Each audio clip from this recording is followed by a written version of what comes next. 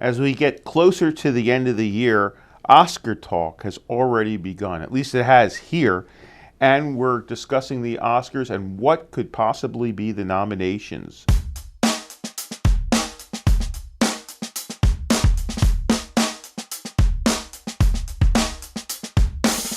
Isn't this thrilling? Well, guess what? It is this year because there's going to be lots of great releases at the end of the season, at the end of the year, and also it's already started with some big movies, and we're talking Oscars already.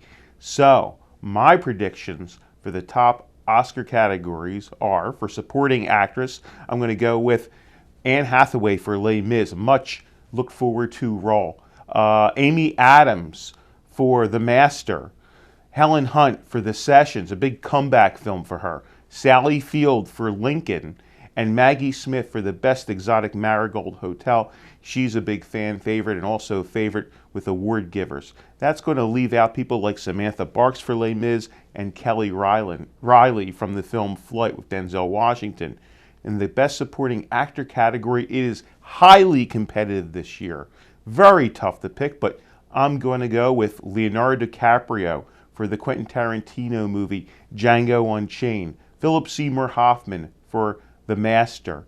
Also Tommy Lee Jones for a scene-stealing performance in Lincoln, as well as Robert De Niro, kind of a comeback performance for him in a way, at least in the awards category, for Silver Linings Playbook. And I think there's going to be an upset for the fifth spot, Ezra Miller for Perks of Being a Wallflower. This is a long shot. I can't wait to see if he gets in. And that's going to leave out such prominent names as Russell Crowe for Les Mis, John Goodman and Alan Arkin, and Bryan Cranston for Argo, and possibly Hal Holbrook for Promised Land. There's lots of really terrific names in the supporting actor this year. On to the Best Actress category, Best Leading Actress category. First, I think it's going to be Jennifer Lawrence for Silver Linings Playbook, Keira Knightley for Anna Karenina, Quivenchine Wallace for Beast of the Southern Wild, Helen Mirren for Hitchcock, and Naomi Watts for The Impossible. That's a strong lineup, but being left out will be such names as Marion Cotillard from Rust and Bones, Jessica Chastain from Zero Dark 30, and of all people, Meryl Streep for Hope Springs. On to the Best Actor category, a terrific field this year. Really tough to pick. I think there are a couple shoo-ins. Daniel Day-Lewis for Lincoln, that's a shoo-in. Joaquin Phoenix for The Master. Denzel Washington for Flight. John Hawkes for The Sessions. And Anthony Hopkins playing Alfred Hitchcock. That leaves people like Bill Murray playing Franklin Delano Roosevelt in Hyde Park on the Hudson out. Richard Gere, sort of a hard luck competitor in past years, isn't going to get in with Arbitrage. Bradley Cooper for Silver Linings Playbook, and Hugh Jackman for Les Mis. All those guys are going to be out.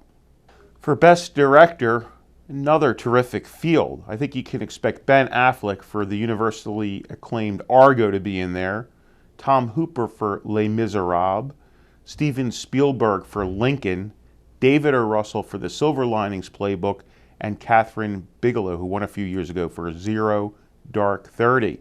That means that such big names as Paul Thomas Anderson for The Master, Ang Lee for The Life of Pi, Peter Jackson, Quentin Tarantino, these are names that might just be left out of the field. So we come to the final category, Best Picture. Pick 10 pictures of the year. It's actually kind of difficult this year. There are a lot of really good movies.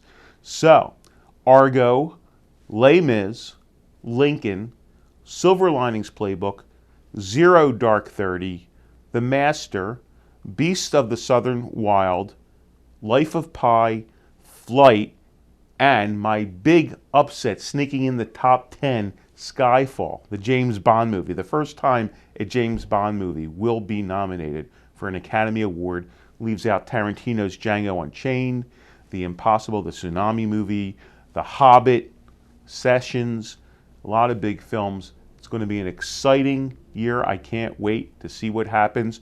The nominations come out Thursday, January 10th, 2013. Let's see how I did this year.